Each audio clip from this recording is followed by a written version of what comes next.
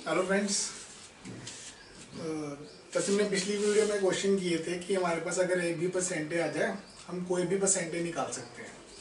उसके बेस पे हमने क्वेश्चंस किए थे और बहुत सारे डाउट आ रहे थे जो निकल नहीं रहे थे। आप पहले इन क्वेश्चंस का स्क्रीनशॉट ले लो, उसके बाद हम क्वेश्चन स्टार्ट करते हैं आगे। जैसे कि पहले क्वेश्चन में बोला गया है कि एक चुनाव हो रहा है, मतलब एक इलेक्शन हो रहे हैं, एक उम्मीदवार को 40% वोट पड़े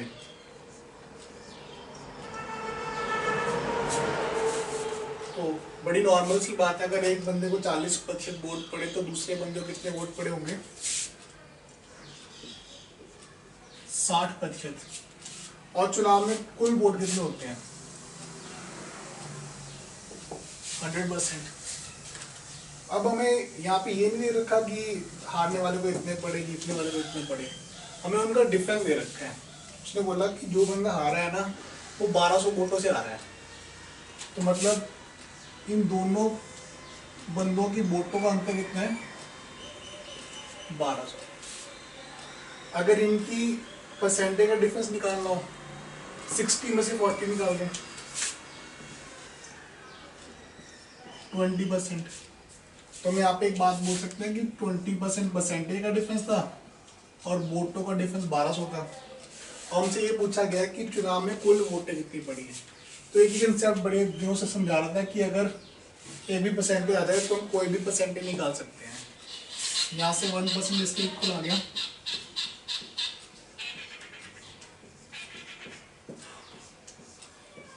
60। अगर 1% 60 के बराबर है, 100% निकालना है,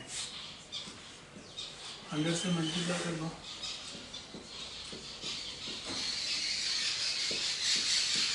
6000। अगर हमसे ये पूछा गया था कि जीतने वाले को कितने वोट पड़े हैं, अगर 1% 60 के इक्वल आ गया तो 60% निकाल लेना। दूसरे क्वेश्चन में हमें बोला गया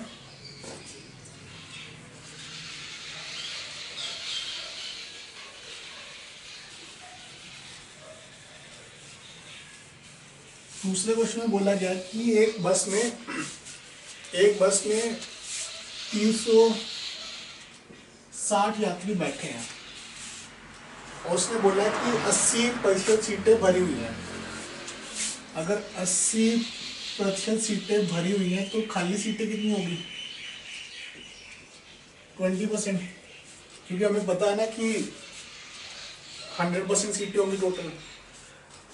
उसने बोला 360 यात्री बैठे हुए हैं, तो हम बोल सकते हैं 80% 360 के बराबर हो गया, क्योंकि बस में 80% सीटें भरी हुई थी और 360 यात्री बैठे हुए थे।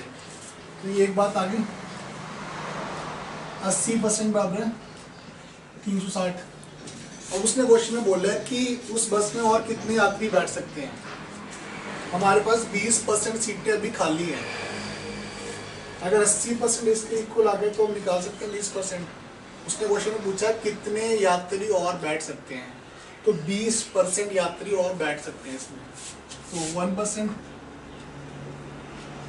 360/80, हमें निकालना 20%, तो 20 से मल्टीप्लाई कर दो, 20% इज इक्वल टू 36/8 मल्टीप्लाई 20। ये कट गया 2 से, ये कट गया 9 से, 90। तो हम ये बोल सकते हैं कि 90 यात्री उस बस में और बैठ सकते हैं। बस इस क्वेश्चन में ये ध्यान रखना है कि कौन सी परसेंटेज दे रखी है और कौन सी परसेंटेज निकालनी है। उससे आगे वाला क्वेश्चन,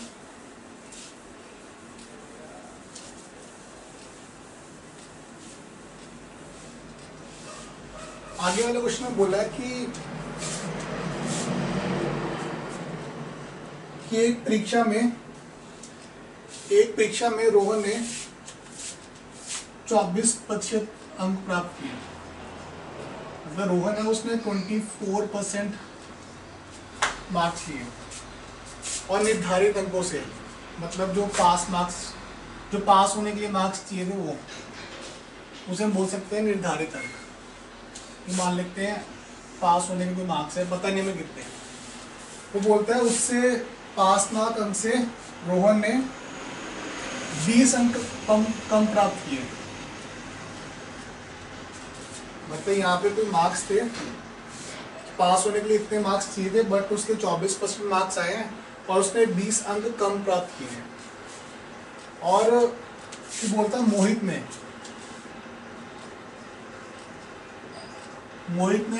36% अंक प्राप्त किए हैं, 36, और उसके निर्धारित अंकों से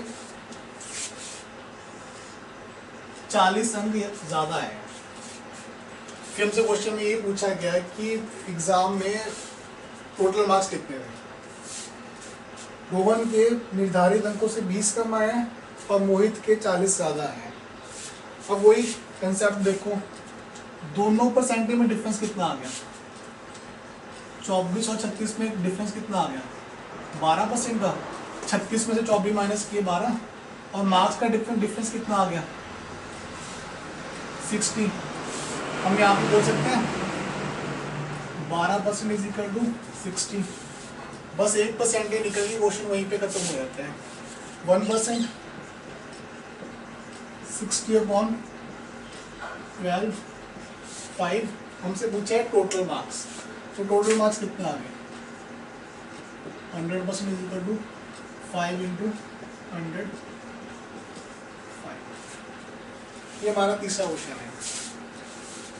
उसके बाद जो अगला क्वेश्चन है इसी कंसेप्ट पर है, इसी बट थोड़ा डिफरेंट तरीके से है। उसने बोला है राम के निर्धारित अंकों से, अगले क्वेश्चन में बोला कि निर्धारित अंकों से राम के 24% मार्क्स आए हैं, मतलब कम आया राम के। ये पास मार्क्स अंक है, मतलब पास होने के लिए इतने नंबर चाहिए थे, बट उसके 24% मार्क्स आए हैं, कम नहीं आए। इसके पास मार्क्स से 33 मार्क्स कम आए, 33, मतलब पास होने के लिए उसको 33 अंकों की और जरूरत थी। फिर उसने बोला शाम के मार्क्स आए 20%, मतलब इससे भी कम आए। यहाँ पे एक कम दे रखे थे, ज्यादा दे रखे थे, बट इस क्वेश्चन में दोनों के मार्क्स से निर्धारित अंकों से पीछे दे रखे हैं। और बोलता है शाम के निर्धारित अंकों से 45 अंक कम आया। अब फिर वही गैप निकालना पड़ेगा, दोनों की मार्क्स में अंतर कितने हैं, परसेंटेज गैप 4%। मार्क्स गैप देखो 45 33, 45 में 33 माइनस कर दो तो गैप आ गया 12%, 12 अंकों का। हम यहाँ पे बोल सकते हैं 4% is equal to 12, 1% is equal to 12/4। Total निकालना है तो 100 से मल्टीप्लाई कर दो, कुल 300 अंक है। यही क्वेश्चन थे जो तुम्हारे आप लोगों की बुक में है, जो आपके एग्जाम में, ये ट्राई कर लेना, और उसके बाद फिर देखते हैं।